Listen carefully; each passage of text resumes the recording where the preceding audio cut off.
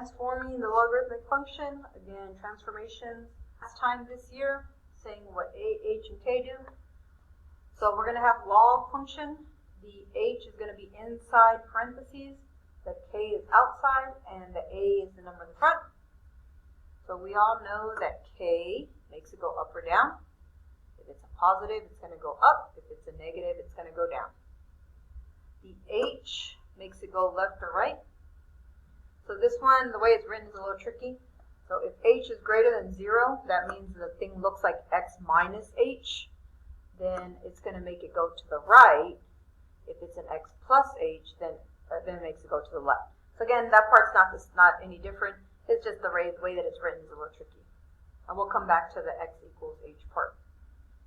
The a value can tell you three things. The a and number in the front tells you if it stretches, if it compresses, or if it's negative, it will reflect over the x-axis. So it's going to flip downwards. So those are the three main ones. The other one is the b. So we saw the b when we did growth and decay for exponentials. It's the same thing here. It's growth if it's more than 1. It's decay if it's less than 1. But the shape that these look like, so for growth, it starts off vertical and it goes out. I don't know what you want to name that shape, but it's that shape. For a decay, it starts off vertically up and it goes down this way. Most of the time we're going to be looking at growth for these, but no, there are two different kinds, just knowing the way that they look. Alright, so the first part is just describing the transformations. Oh yeah, the other thing, the h value, the number in the parentheses, tells you your horizontal asymptote.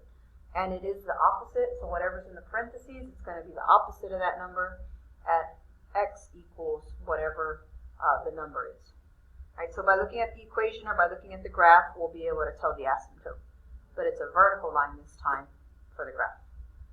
Okay, so for these, we're going to describe the transformations and then give the asymptote and the domain and range. And we're going to say if it's growth or decay, but you actually don't have to do this on the homework part. So do that one first, the growth or decay. So here, because it's a 1/4 that's less than 1, it's going to be a decay. And then we can go into the transformations. The 1 that's there, since it's inside parentheses, that's an h, which makes it go to the right one. If it was not inside parentheses, it would be a k, and it would go down. So inside is right one. And then the 2 in the front is more than 1. So that's going to stretch it by 2, vertically stretch by 2. Now, the number that gives you your asymptote and it's going to give you your domain is the h number. So whatever this number is, that's where your asymptote is. But remember, it's the opposite. So whatever the opposite of h is, your vertical asymptote is x equals that number.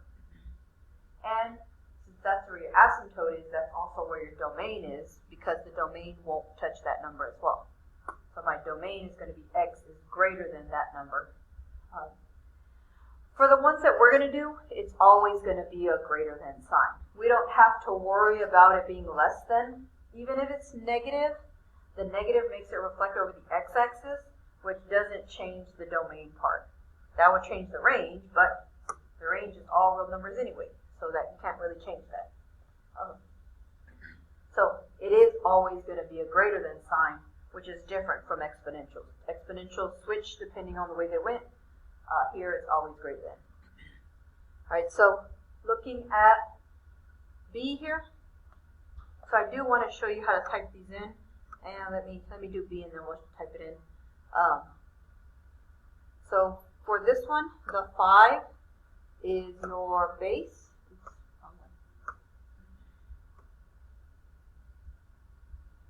So the 5 is your base here.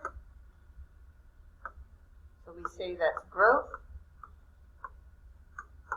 But just like the exponential, if it's a negative in the front, it's going to make it reflect over the x-axis,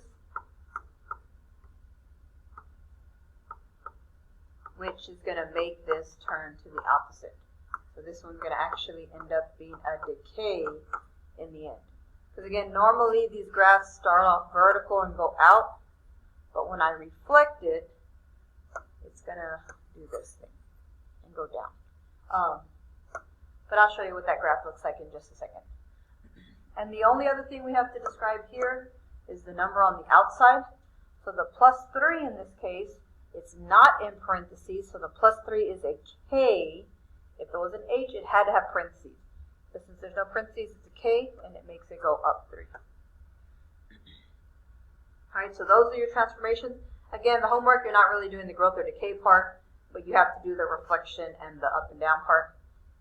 For the vertical asymptote, you look at the H. So x equals and x is greater than.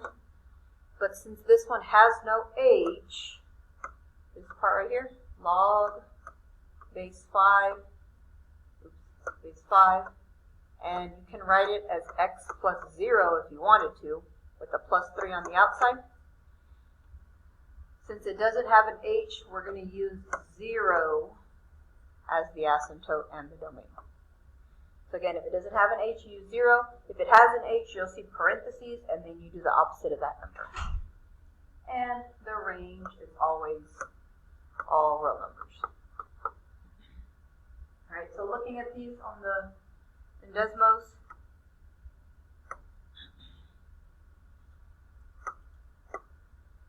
the way you get the log base, it's a little tricky for these.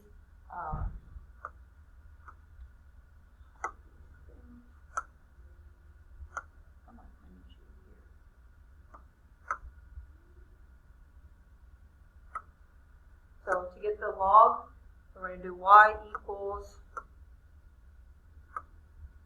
and then the log base is, you go to functions, you want to go to miscellaneous, and then you choose the one with the log a there, and then you're going to put a, we're going to put 2 in front, and this is fraction 0.25. It's because it won't do it as a fraction. It won't let me put it as a fraction there. And then we put x minus 1 here. X, and then a minus 1. Okay, so the graph, again, since it's decay, it's going downwards. We can see the vertical line here. If I trace the vertical line, it's getting closer and closer to 1. So that's where my vertical line is. On the x-axis, it's getting closer to 1. My y-intercept, and we have to do that part, but I have my y-intercept as well. And it's going to keep going up and down forever, so that's the range. So my domain is everything bigger than that. I can see my vertical asymptote. The same thing over here. You get a negative instead of a 2 in the front. And then make my base a 5. And then take this one away. And I'll put the plus 3 on the outside. So again, it's still a decay because it's going down, because it's being reflected. If it wasn't being reflected, it would go upwards and it would still be a growth. But here I see my asymptote is on the y-axis, which is the line 0, which is what we had on our domain and range. Domain and range were greater than 0 and equal 0, or sorry, asymptote was 0 and domain is greater than 0, but it's a decay because it goes down. But again, you don't have to do that part for the homework, it's just the transformation part. Alright, so the last one here, this is like the one on your homework. So what I'm going to do is I'm just going to get the graph from the Desmos, because on the homework it gives you the equation and the graph at the same time.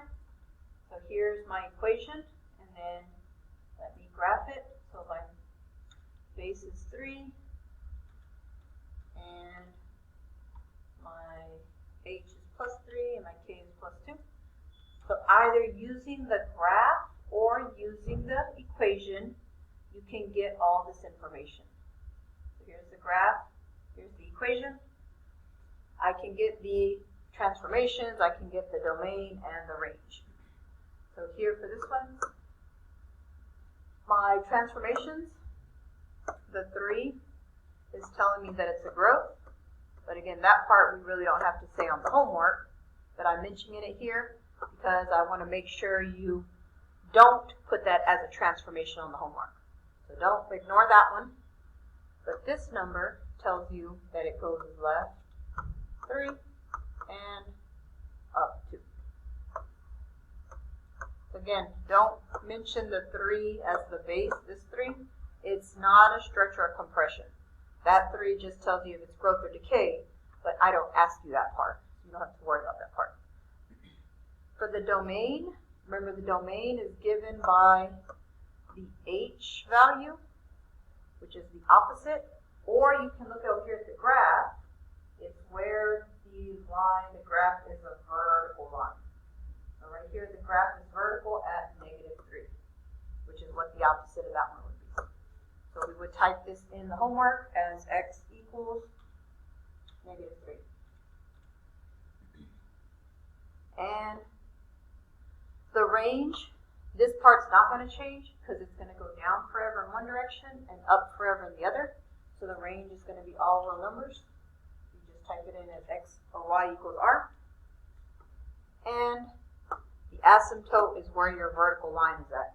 So the vertical line was at -3, or again, it's the opposite of this number. +3 would make it a -3 again. So x equals -3. Oops, sorry. This one should not be equal. This one should be greater than. X is greater than -3. The asymptote is an equal to. So again, this is what you're doing for the homework for the last few problems. You're going to describe the transformations for one of them, up, down, left, right, stretch, compress, reflect, and then you're going to give the domain, the range, and the asymptotes for the other one. Either given the graph or given the equation. I think on the homework it actually gives you both to look for. So either look for your vertical line on the graph or look for your h in the equation and get your domain and your asymptote. The range will always be all real numbers.